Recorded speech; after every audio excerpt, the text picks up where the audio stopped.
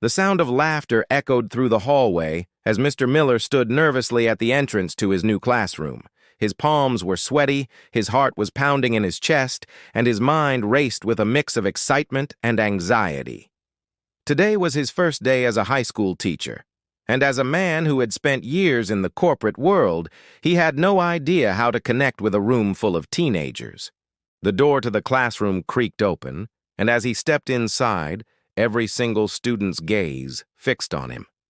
He had prepared for this moment for months, gone over the lesson plans, practiced his opening speech in front of the mirror, but nothing could have prepared him for the silent judgment that weighed heavily in the air.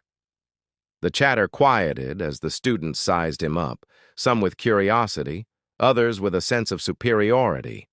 And then there was Jake, the self-proclaimed leader of the class. He leaned back in his chair, arms crossed, eyes locked on Mr. Miller. His smug expression made it clear. This was going to be a test not of Mr. Miller's teaching ability, but of his character. As Mr. Miller began his introduction, trying to project confidence, Jake interrupted him with a loud, mocking laugh. "So, what are you going to teach us, old man? How to be as boring as you look?" His voice was sharp, cutting through the already tense air. The room erupted in laughter. Jake's friends joined in, their eyes flicking between Mr. Miller and each other as if waiting for him to crumble. This was no ordinary first-day challenge. This was a power play. Mr. Miller, however, refused to be intimidated. He had faced far worse in the corporate world, and he knew that getting upset or defensive would only make things worse. With a calm, collected smile, he responded, "Jake, I hope you'll be the first one to help me make this class unforgettable. But I'll need your help for that, so I'm counting on you." His voice was steady, his words genuine, but his heart thudded loudly in his chest. Jake's grin faltered for a second as though unsure of how to respond. The class quieted, sensing a shift, but then without warning, Jake sneered, "Yeah, right. Let's see what you got then." Mr. Miller's first lesson wasn't a lecture. It wasn't a complex mathematical equation or an analysis of Shakespeare's work. It was a test of respect. He asked the class to introduce themselves one by one. As they spoke, Mr. Miller listened, nodding, encouraging, and most importantly, making them feel heard. He asked questions about their interests, their dreams, and what they hoped to get out of the class. Slowly, the tension began to lift, and for the first time that day, the students seemed to relax, just a little. But Jake wasn't done. He made a point of muttering under his breath every time Mr. Miller spoke, making snide remarks about his clothes, his accent, his age. Jake's friends followed suit, snickering and whispering among themselves. Mr. Miller's patience was starting to wear thin. He could feel the weight of their eyes, the challenge that they posed. But he wasn't going to back down. "Jake," he said, his voice firm, "I know you think this is funny, but here's the thing. Humor at someone else's expense isn't strength, it's insecurity. I want you to remember that." His words were measured, but they carried a force that surprised even him. Jake's expression shifted, his smirk faltering for the briefest of moments. The room grew still, and for a moment Mr. Miller wondered if he'd gone too far. But before Jake could respond, one of the students, Maria, spoke up. "I agree. If you don't like the class, just leave, but don't make it harder for the rest of us." The room was silent. It wasn't much, but it was enough. Jake's face darkened, and he sneered at Maria. But before he could fire back, Mr. Miller calmly continued with the lesson, choosing not to engage further with the outburst. What followed next was unexpected. The students, once divided and wary, began to settle. Jake's group, though still quiet, was no longer mocking. The power dynamic in the room was shifting, subtly but undeniably. 5 minutes passed.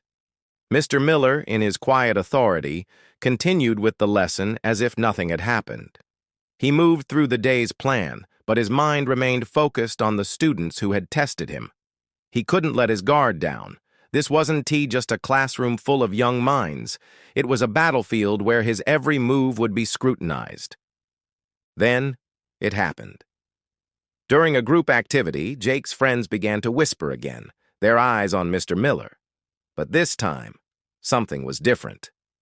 Jake stood up abruptly, his chair scraping loudly against the floor.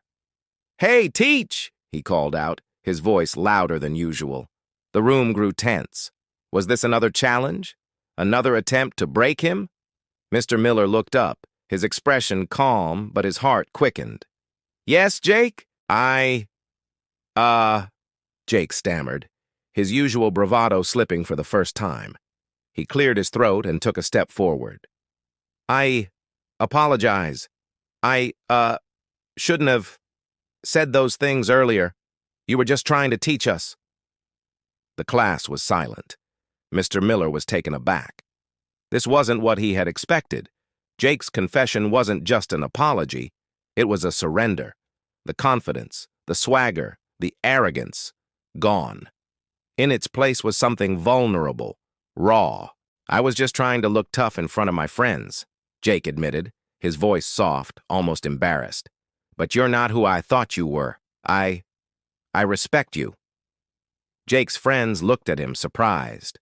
Then, one by one, they stood up.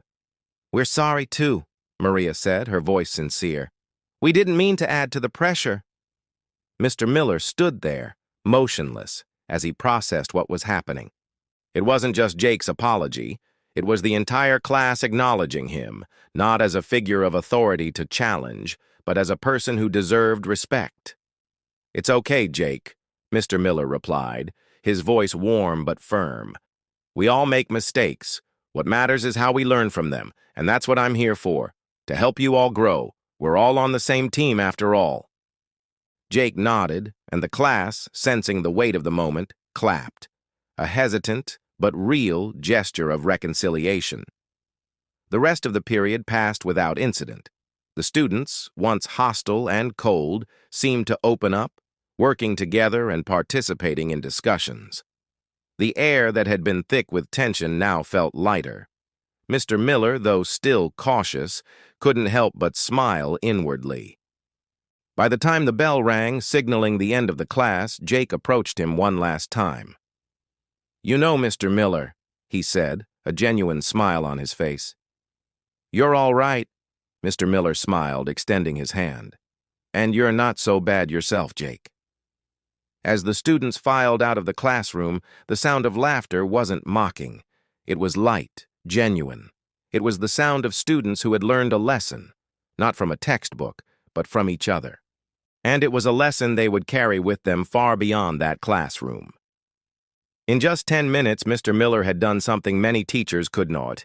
He had turned a room full of skeptics into a team. It wasn't about winning a battle. It was about building a connection. And that, as Mr. Miller knew, was the greatest victory of all.